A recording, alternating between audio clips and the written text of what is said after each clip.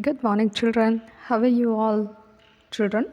Today, let us to learn second history lesson, that is from trade to territory.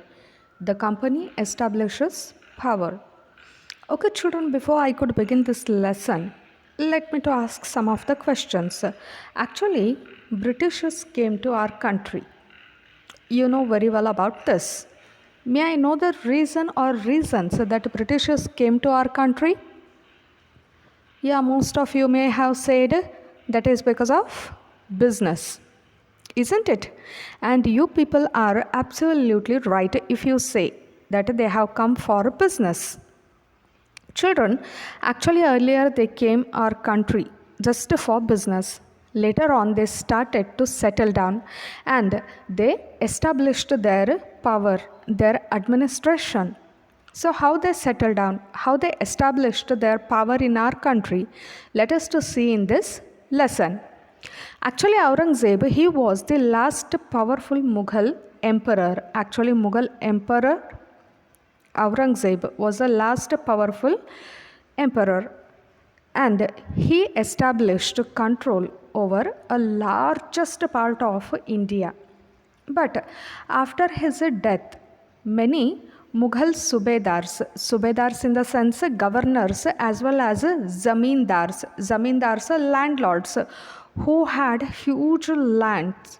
Okay, they started their authority and established regional kingdoms, small kingdoms. They declared themselves as the kings of particular regions, particular areas, and they started ruling over those areas.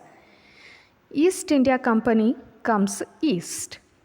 By the second half of the 18th century, a new power emerged on the political horizon, that were the British. But before that, means in the year of 1600, the East India Company, it got a charter from the ruler of England. Charter, a permission letter they got from the ruler of England, and the ruler of England was Queen Elizabeth I, and she granted complete right to trade with the East. But that royal charter it not stopped other European countries from entering the eastern market. So that the Portuguese, they were the first to make their presence in the western coast. Means they first came to the India, and Vasco da Gama, who was a Portuguese explorer, he discovered the sea route to India in the year of 1498. East India Company begins trade in Bengal. The first English factory was started on the banks of the river Hooghly in the year of 1651. Under persuasion, the Mughal Emperor Aurangzeb, he issued a farman granting the company the right to trade with duty free. So here Aurangzeb, he gave permission, farman, a permission to the company to trade to business, okay, to continue their business without paying any kind of tax. Actually, duty, it is also a kind of a tax which is paid while materials will be taken out. Okay.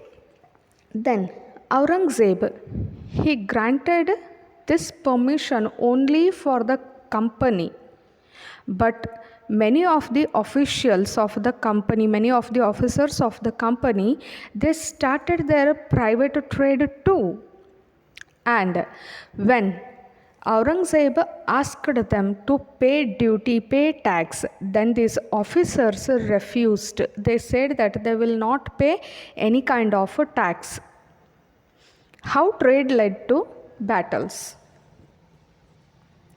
After the death of Aurangzeb, when Aurangzeb died, then Murshid Kil Khan, Alivardi Khan, and Sirajuddaula became the Nawab of Bengal, one after another.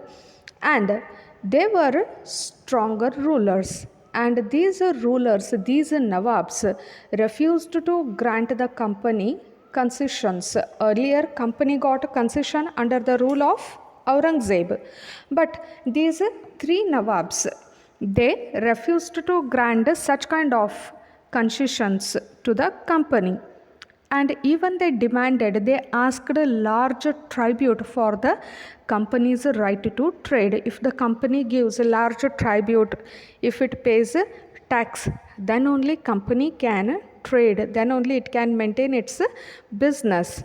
And even these Nawabs said company to stop to mint the coins and stop extending its fortification too. But company refused to pay tax.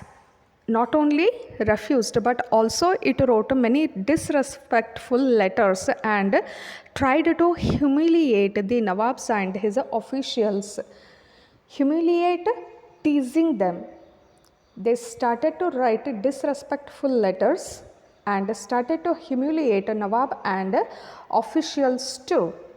So, this bad behavior of the Britishers led the condition to the battle, and that battle is called as the Battle of Plassey.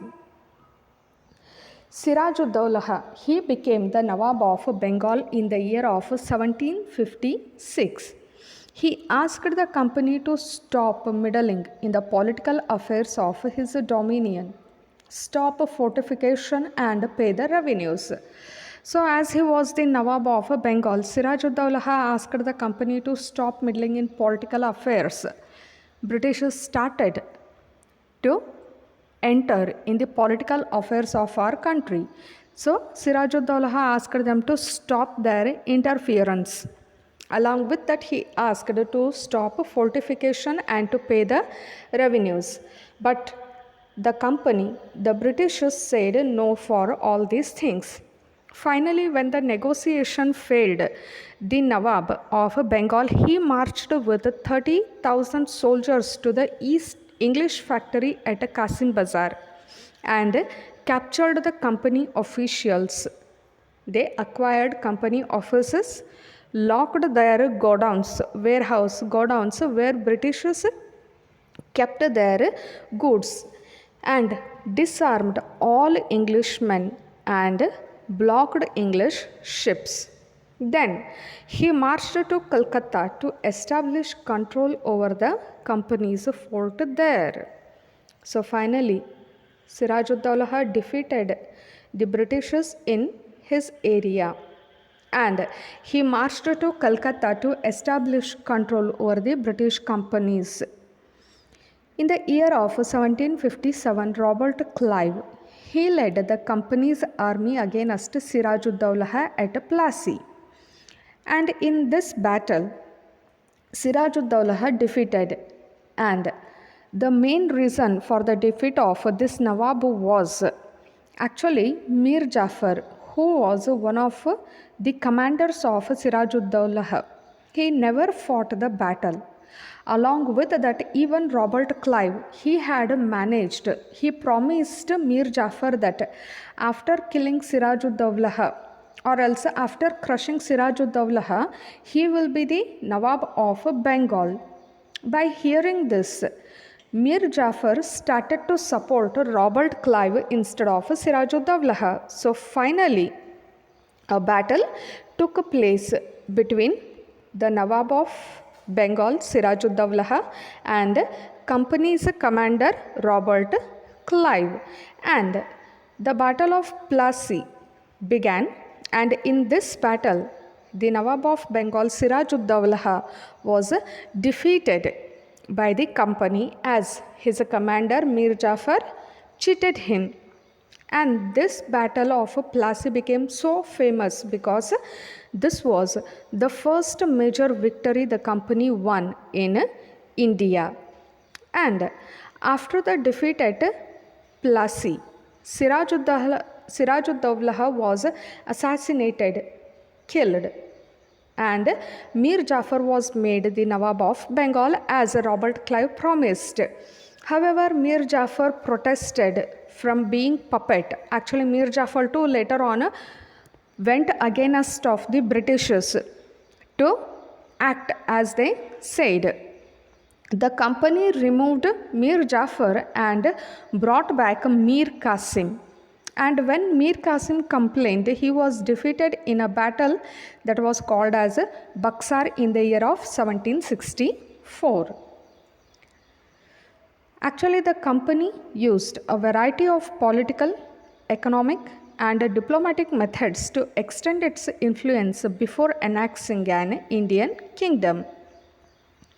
Company officials became nabobs. Some of the British officers who belonged to humble background, poor background, they came to India and they earned very well in India, and they returned with wealth and led fleshy lives, wealthy lives, rich lives, luxurious lives they led in their countries. So they were called as Naboobs. Actually, Naboobs, it is an anglicized word that we call as Nawabs. Okay, company rule expands.